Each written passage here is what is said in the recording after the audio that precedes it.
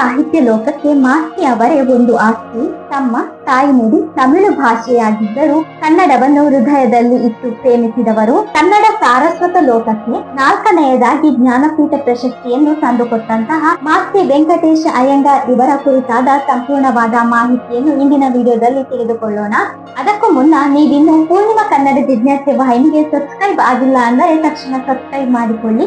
ಇದರಿಂದ ಹೆಚ್ಚು ಹೆಚ್ಚು ಮಾಹಿತಿಗಳನ್ನು ನಾವು ತಿಳಿದುಕೊಳ್ಳಲು ಹಾಗೂ ನಿಮಗೆ ತಿಳಿಸಿಕೊಡಲು ಸಹಾಯವಾಗುತ್ತದೆ. ನಿಮ್ಮ ಬೆಂಬಲ ನಮಗೆ ಪ್ರೇರಣೆಯಾಗುತ್ತದೆ. ಕನ್ನಡದ ಆಸ್ತಿ ಎಂದ ತಕ್ಷಣ ಮೊದಲು ನೆನಪಾಗುವವರೇ ಮಾಸ್ತಿ ವೆಂಕಟೇಶ ಅಯ್ಯಂಗಾರ್ ಅವರು. ಮಾಸ್ತಿ ವೆಂಕಟೇಶ ಅಯ್ಯಂಗಾರ್ ಅವರು ಚಿನ್ನದ ಗಣಿಯಾಗಿರುವ ಕೋಲಾರ ಜಿಲ್ಲೆಯವರು. ಇವರು ಸಹ ಒಂದು ಚಿನ್ನದ ಗಣಿಯೇ ಎಂದು ಹೇಳಬಹುದು. ಕೋಲಾರ ಜಿಲ್ಲೆಯ ಮಾಲೂರು ತಾಲೂಕಿನ ಹೊಂಗೇನಹಳ್ಳಿ ಎಂಬುವಲ್ಲಿ ಕ್ರಿಸ್ತಶಕ 1891ರಲ್ಲಿ ಜೂನ್ 6ರಂದು ಜನಿಸುತ್ತಾರೆ. ಇವರ ತಂದೆ ರಾಮಸ್ವಾಮಿ ಅಯ್ಯಂಗಾರ್ ಹಾಗೂ ತಾಯಿ ತಿರುಮಲಮ್ಮ. ಮಾಸ್ತಿ ಅವರ ಮನೆತನಕ್ಕೆ ಪೆರಿಯಾಕ್ ಎಂಬ ಹೆಸರಿನಿಂದ ಕರೆಯಲಾಗುತ್ತಿತ್ತು. ಪೆರಿಯಾಕ್ ಎಂದರೆ ದೊಡ್ಡ ಮನೆಯವರು ಎಂದು. ಒಂದು ಕಾಲದಲ್ಲಿ ಇವರ ಹಿರಿಯರು ಬಹಳ ಶ್ರೀಮಂತರಾಗಿದ್ದರು. ಆದರೆ ಮಾಸ್ತಿ ಅವರ ಕಾಲದಲ್ಲಿ ಅವರು ಬಡವರಾಗಿರುತ್ತಾರೆ. ಮಾಸ್ತಿ ವೆಂಕಟೇಶ ಅಯ್ಯಂಗಾರ್ ಅವರ ಬಾಳ ಸಂಗಾತಿ ಪಂಕಜ.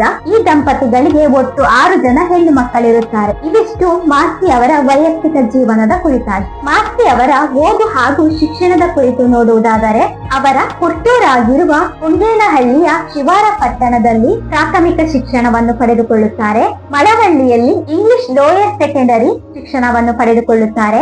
ಮೈಸೂರಿನ ವೆಸ್ಟಿಯನ್ ಹೈಸ್ಕೂಲ್ ನಲ್ಲಿ ಸೆಕೆಂಡರಿ ಶಿಕ್ಷಣ, ಮೈಸೂರಿನ ಮಹಾರಾಜ ಕಾಲೇಜಿನಲ್ಲಿ FA ಶಿಕ್ಷಣ, ಬೆಂಗಳೂರಿನ ಸೆಂಟ್ರಲ್ ಕಾಲೇಜಿನಲ್ಲಿ BA ಪದವಿ, ಮದರಾಸ್ನ ಪ್ರೆಸಿಡೆನ್ಸಿ ಕಾಲೇಜಿನಲ್ಲಿ MA ಪದವಿ. ಇವರ ಪ್ರಾಥಮಿಕ ಶಿಕ್ಷಣ ಒಂದು ಹಳ್ಳಿಯಲ್ಲಿಯೇ ನಡೆದರೆ ಮುಂದೆ ಅವರು ಪ್ರಸಿದ್ಧವಾದ ಕಾಲೇಜಿನಲ್ಲಿ ಶಿಕ್ಷಣವನ್ನು ಪಡೆದುಕೊಂಡು ಆರಂಭದಿಂದ ಶಿಕ್ಷಣ ಮುಗಿಯುವವರೆಗೂ ಎಂದಿಗೂ ಅವರು ಪ್ರಥಮ ಸ್ಥಾನವನ್ನು ಬಿಟ್ಟುಕೊಟ್ಟೇ ಇಲ್ಲ. ಇವರು ಶಿಕ್ಷಣದಲ್ಲಿ ರಾಜ್ಯದಲ್ಲಿಯೇ ಪ್ರಥಮ ಸ್ಥಾನವನ್ನು ಹೊಂದಿದ್ದರು. ಇವರ ಶಿಕ್ಷಣದ ನಂತರ ಇವರ ವೃತ್ತಿ ಜೀವನವನ್ನು ಅವರು ವಿದ್ಯೆಯನ್ನು ಪಡೆದುಕೊಂಡಂತಹ ಬೆಂಗಳೂರಿನ ಸೆಂಟ್ರಲ್ ಕಾಲೇಜಿನಲ್ಲಿಯೇ ನೇಮಕಗೊಂಡು ವೃತ್ತಿಯನ್ನು ನಿರ್ವಹಿಸುತ್ತಾರೆ. 1914ರಲ್ಲಿ ಸಿವಿಲ್ ಸರ್ವಿಸ್ ಪರೀಕ್ಷೆಯನ್ನು ಬರೆದು ಮೈಸೂರು ಸರ್ಕಾರದಲ್ಲಿ ಅಸಿಸ್ಟೆಂಟ್ ಕಮಿಷನರ್ ಆಗಿ ನೇಮಕಗೊಳ್ಳುತ್ತಾರೆ.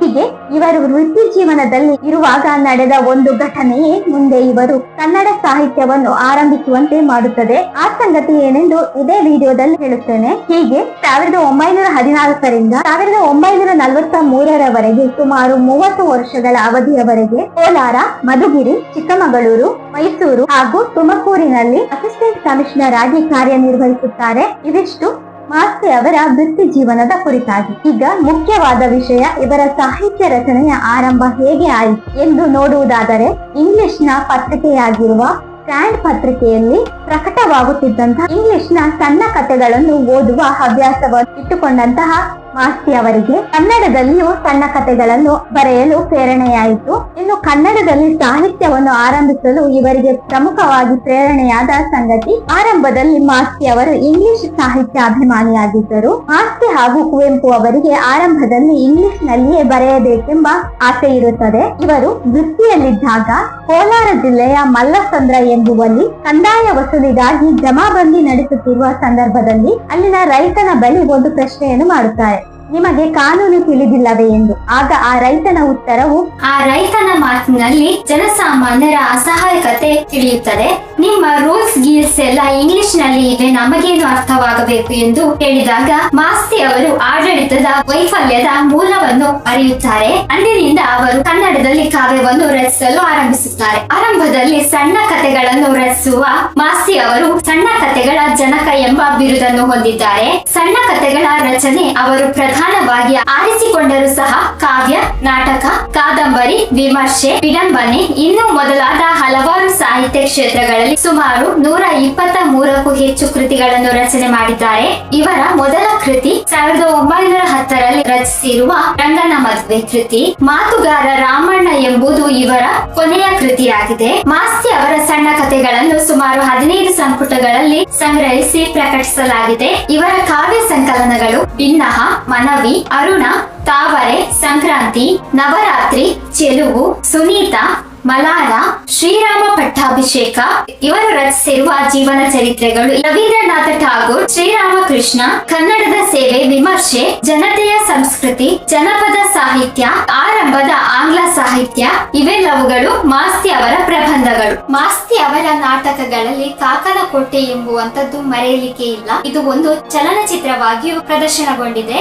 ಶಾಂತ, ತಾಳಿಕೋಟೆ, ಯಶೋಧರ, ಚಂಡಮಾರುತ, ಪುರಂದರದಾಸ, ಭಟ್ಟರ ಮಗಳು, ಸಾವಿತ್ರಿ, ಉಷಾ, ಕನಕಣ್ಣ, ಕಾಳಿದಾಸ, ಅಜ್ಜನ ದಾರಿ ಇವು ಮಾಸ್ತಿ ಅವರು ರಚಿಸಿರುವ ನಾಟಕಗಳು. ಮಾಸ್ತಿ ಅವರ ಕಾದಂಬರಿಗಳು ಚನ್ನಬಸವ ನಾಯಕ, ಚಿಕ್ಕವೀರ ರಾಜೇಂದ್ರ. ಇದೇ ಕಾದಂಬರಿಗಾಗಿ ಮಾಸ್ತಿ ಅವರಿಗೆ 1983ರಲ್ಲಿ ಜ್ಞಾನಪೀಠ ಪ್ರಶಸ್ತಿ ಲಭಿಸುತ್ತದೆ. ಭಾವ ಇದು ಮಾಸ್ತಿ ಅವರ ಆತ್ಮಕಥೆ ಇರುವ 3 ಸಂಪುಟಗಳ ಕೃತಿ. ಕೇಂದ್ರ ಸಾಹಿತ್ಯ ಅಕಾಡೆಮಿ ಪ್ರಶಸ್ತಿ, ರಾಜ್ಯ ಸಾಹಿತ್ಯ ಅಕಾಡೆಮಿ ಪ್ರಶಸ್ತಿ, ಕೇಂದ್ರ ಸಾಹಿತ್ಯ ಅಕಾಡೆಮಿ ಫೆಲೋಶಿಪ್ ಗೌರವ, ಕರ್ನಾಟಕ ವಿವಿ ಗೌರವ ಡಾಕ್ಟರೇಟ್, ಮೈಸೂರು ವಿವಿ ಗೌರವ ಡಾಕ್ಟರೇಟ್, ವರ್ಧಮಾನ ಪ್ರಶಸ್ತಿ, ಜ್ಞಾನಪೀಠ ಪ್ರಶಸ್ತಿ ಇವು ಮಾಸ್ತಿ ಅವರಿಗೆ ಲಭಿಸಿರುವ ಪ್ರಶಸ್ತಿ ಪುರಸ್ಕಾರಗಳು. ಇನ್ನು ಮಾಸ್ತಿ ವೆಂಕಟೇಶ ಅಯ್ಯಂಗಾರ್ ಅವರು ಕನ್ನಡದ ಮೇಲೆ ಅಪಾರವಾದ ಅಭಿಮಾನವನ್ನು ಹೊಂದಿರುತ್ತಾರೆ. ಕನ್ನಡವೇ ಎಲ್ಲರ ಆಸ್ತಿಯಾಗಬೇಕು ಎಂದು ಹೇಳಿದವರು ಮಾಸ್ತಿ ಅವರು. ಅವರನ್ನೇ ಕನ್ನಡದ ಆಸ್ತಿ ಎಂದು ಕರೆಯಲಾಗುತ್ತದೆ. ಇಂತಹ ದಿಗ್ಗಜರಿಂದಲೇ ಇಂದು ಕನ್ನಡವು ರಾಷ್ಟ್ರವ್ಯಾಪಿ ಹಾಗೂ ವಿಶ್ವವ್ಯಾಪಿಯಾಗಿ ಬೆಳೆದು ನಿಂತಿದೆ. ಸ್ನೇಹಿತರೆ, ಈ ರೀತಿಯಲ್ಲಿ ಸುಮಾರು 7 ದಶಕಗಳ ಕಾಲ ಕನ್ನಡ ಸಾರಸ್ವತ ಲೋಕಕ್ಕೆ ಸೇವೆಯನ್ನು ನೀಡಿದವರು ಮಾಸ್ತಿ ಕನ್ನಡದ ಆಸ್ತಿಯೇ ಆಗುತ್ತಾರೆ. ತಮ್ಮ ಮಾತೃಭಾಷೆ ತಮಿಳು ಆಗಿದ್ದರೂ ಅವರ ಹೃದಯದ ಭಾಷೆ ಕನ್ನಡವೇ ಆಗಿತ್ತು. ಅಂದಿನ ಸರ್ಕಾರವು ಇಂಗ್ಲಿಷ್ ನಲ್ಲಿಯೇ ವ್ಯವಹಾರವನ್ನು ನಡೆಸುತ್ತಿದ್ದ ಸಂದರ್ಭದಲ್ಲಿ ಕನ್ನಡವೇ ರಾಜಕೀಯ ಭಾಷೆಯಾಗಬೇಕು ಎಂದು ಮೊದಲಿಗೆ ಆಗ್ರಹಿಸಿದವರು ಮಾಸ್ತಿ ಅವರು. ಸರ್ಕಾರದ ಉನ್ನತ ಹುದ್ದೆಗಳಲ್ಲಿ ಸೇವೆ ಸಲ್ಲಿಸಿದ ಮಾಸ್ತಿ ಅವರ ಸಾಧನೆ. ಮಾಸ್ತಿ ಅವರು ವೃತ್ತಿಯಲ್ಲಿ ಸರ್ಕಾರಿ ನೌಕರರಾಗಿದ್ದು ಪ್ರವೃತ್ತಿಯಲ್ಲಿ ಸಣ್ಣ ಕಥೆಗಳು, ನೀಳ್ಗವನಗಳು, ಕಾದಂಬರಿಗಳು, ಕಾವ್ಯ, ಪ್ರಬಂಧ, ವಿಮರ್ಶೆ, ಸಂಪಾದನೆ, ಅನುವಾದ ಈ ರೀತಿಯಲ್ಲಿ ಕನ್ನಡ ಸಾಹಿತ್ಯದ ಹಲವಾರು ಕ್ಷೇತ್ರಗಳಲ್ಲಿ ಕೊಡುಗೆಯನ್ನು ನೀಡಿದ್ದಾರೆ. ಮಾಸ್ತಿ ಅವರು ಸರ್ ಎಂ ವಿಶ್ವೇಶ್ವರಯ್ಯನವರೊಂದಿಗೂ ಕಾರ್ಯನಿರ್ವಹಿಸಿದ್ದಾರೆ. ಮಾಸ್ತಿ ಅವರಿಗೆ ಜ್ಞಾನಪೀಠ ಪ್ರಶಸ್ತಿ ಲಭಿಸಿದ ನಂತರ ಪತ್ರಕರ್ತರೊಬ್ಬರು ಈ ರೀತಿಯಲ್ಲಿ ಪ್ರಶ್ನೆ ಮಾಡುತ್ತಾರೆ. ಸರ್, ನಿಮಗಿಂತ ಸಣ್ಣವರಿಗೆಲ್ಲ ಜ್ಞಾನಪೀಠ ಪ್ರಶಸ್ತಿ ಲಭಿಸಿದ ನಂತರ ನಿಮಗೆ ದೊರೆತಿದೆ, ಇದಕ್ಕೆ ನಿಮಗೆ ಯಾವುದೇ ಬೇಸರವಿಲ್ಲವೇ ಎಂದು ಪ್ರಶ್ನಿಸಿದಾಗ ಮಾಸ್ತಿ ಅವರು ಈ ರೀತಿಯಲ್ಲಿ ಉತ್ತರಿಸುತ್ತಾರೆ. ಮನೆಯಲ್ಲಿ ಏನಾದರೂ ಸಿಹಿ ತಿಂಡಿ ಮಾಡಿದರೆ ಮೊದಲು ಮಕ್ಕಳಿಗೆ ನೀಡಿ, ಆ ನಂತರ ದೊಡ್ಡವರು ತಿನ್ನುತ್ತಾರೆ.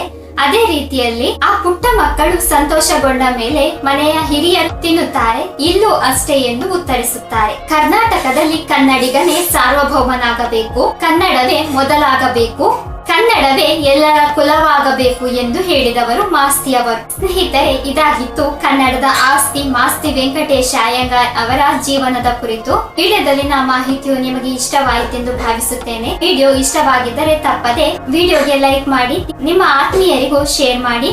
ತಪ್ಪದೆ ಪೂರ್ಣಿಮಾ ಕನ್ನಡ ಜಿಜ್ಞಾಸೆ ವಾಹಿನಿಗೆ ಸಬ್ಸ್ಕ್ರೈಬ್ ಮಾಡಿ ನಮಗೆ ಬೆಂಬಲವನ್ನು ನೀಡಿ. ಮುಂದಿನ ವಿಡಿಯೋದಲ್ಲಿ ಮತ್ತೆ ಕನ್ನಡದ ವಿಷಯದೊಂದಿಗೆ ಭೇಟಿಯಾಗೋಣ. ಜೈ ಕರ್ನಾಟಕ.